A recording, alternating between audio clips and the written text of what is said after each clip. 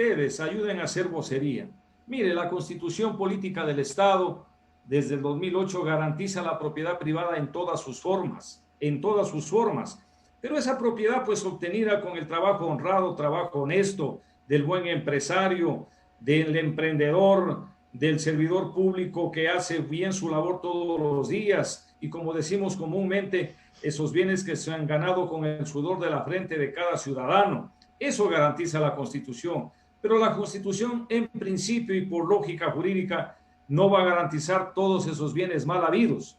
Entonces, aquellos que de alguna manera, si se les ofreciera justificar sus bienes, no lo van a poder hacer, están diciendo que es inconstitucional y que es una cosa sin lógica el tema de la retrospectividad. Bien decía usted, Carlos, si nosotros hubiéramos aprobado esta ley sin estos principios, lo que hubiéramos estado haciendo es blindando todos aquellos bienes obtenidos en el pasado de manera fraudulenta. Y cuando digo de manera fraudulenta o de manera saqueada, quiere decir que nos pertenecen a todos los millones de ecuatorianos. Eso hubiera sido una vergüenza, pero sin embargo, un buen número de asambleístas se prestaron para intentar votar todo abajo. Les faltaron, me parece, 5 votos para que se vayan al piso estos elementos tan importantes. No se asusten, ciudadanos del país, otros estados ya la tienen y en principio tenemos que ser así para ser didácticos, decir, el que nada debe,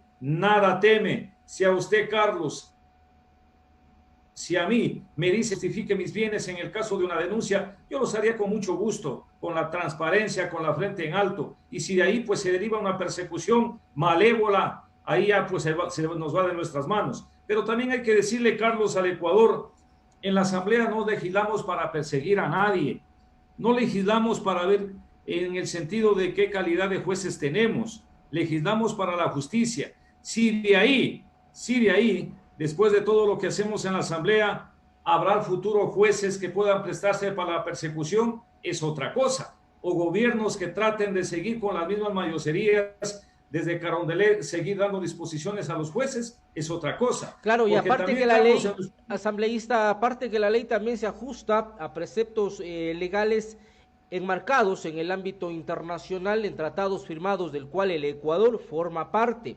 La extinción de dominio en el marco de las convenciones internacionales. Y permítame señalar qué es lo que dice la Fiscalía General del Estado.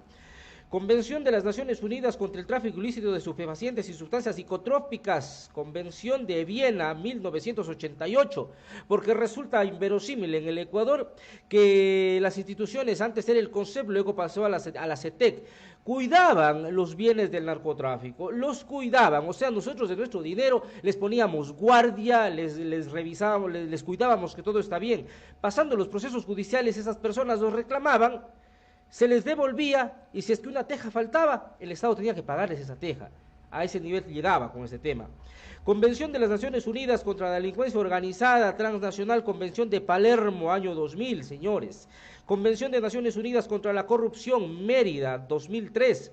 Convención Internacional para la Represión de la Financiación del Terrorismo, Nueva York, 2004. Ley modelo sobre extinción de dominio, Oficina de las Naciones Unidas contra Droga y el Delito, UNOC 2011.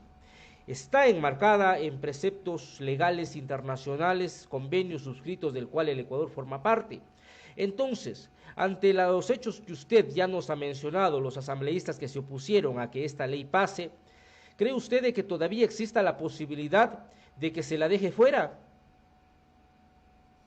Mire, Carlos, el otro elemento, discúlpeme que le haga un paréntesis, el tema de la imprescriptibilidad, ese es el elemento también trascendental.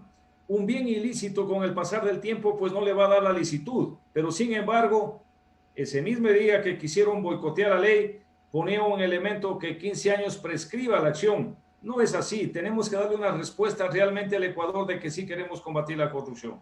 Ahora, bien lo que usted dice, Carlos, ahora está en manos del Ejecutivo para la publicación o el veto. Yo no quisiera pensar, Carlos, tener un veto total. Yo aspiro a tener un veto parcial para mejorar la ley en ese sentido y la competencia que tiene el presidente de la República para la colegislatura. Ahora usted la pregunta que hace. Nosotros, en el caso de que haya un veto parcial observando estos elementos, necesitaríamos 91 votos para ratificarnos, específicamente en el tema de la retrospectividad y la imprescriptibilidad, que son la esencia y el corazón de la ley. Y ahí nos vamos a dar cuenta qué asambleístas realmente estamos para legislar en el sentido de combatir la corrupción y dar una herramienta, un medio importante a los administradores de justicia. Porque esta ley persigue los bienes en el mejor sentido de la palabra, no persigue a las personas. Esto no quiere decir que por una acción penal se pueda seguir un proceso penal, valga la redundancia. En este sentido, tenemos que estar atentos, Carlos, porque necesitamos 91 votos para ratificarnos en los textos aprobados en la Asamblea, haciendo notar que hubo 65 que votaron, que quisieron votar al traste esta ley. Claro. Después no les quedó otra, pues, y se subieron a la camioneta, se hicieron a la idea de la única moción que había y resultaron 131 voluntades. Y ahí vamos a ver la coherencia de los legisladores.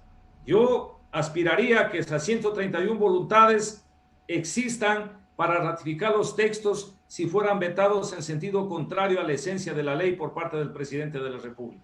Bueno, y hay que recordarle al país que la única asambleísta que votó en contra fue la asambleísta del correísmo, Marcela Guiñaga, y tendrá sus razones, de seguro que sí.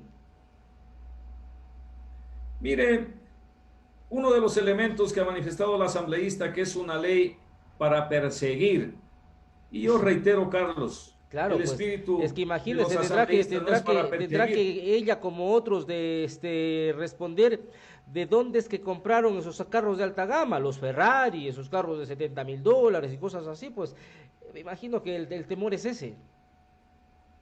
Sí, y es más, mire, ahora en los últimos tiempos, cuando han existido y existen jueces, hay de todo, jueces muy buenos, hay sentencias, hay presos y hay otros prófugos, a otros que ya se les tiene que comisar los bienes porque ya hay sentencia, están diciendo que es persecución.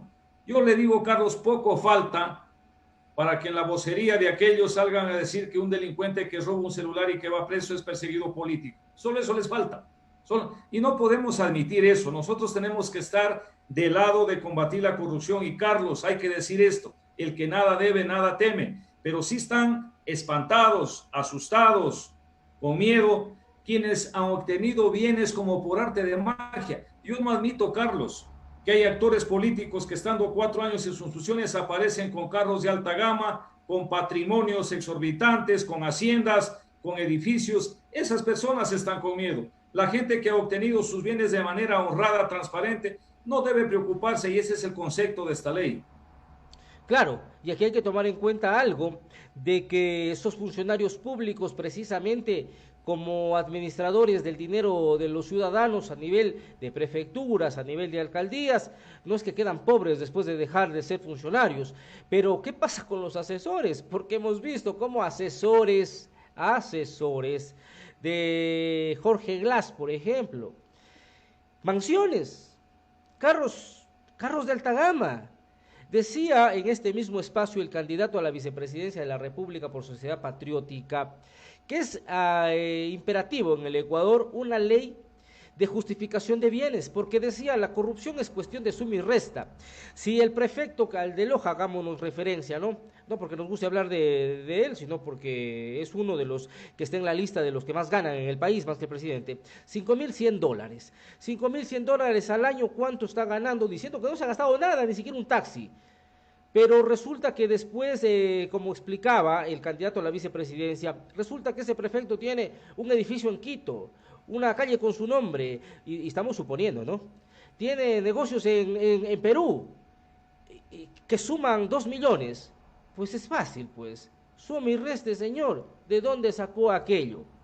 Entonces es importante que los ciudadanos entiendan que el espíritu de esta ley es no dejar en la impunidad aquellos actos que involucran el robo de los recursos públicos para enriquecerse políticos y autoridades.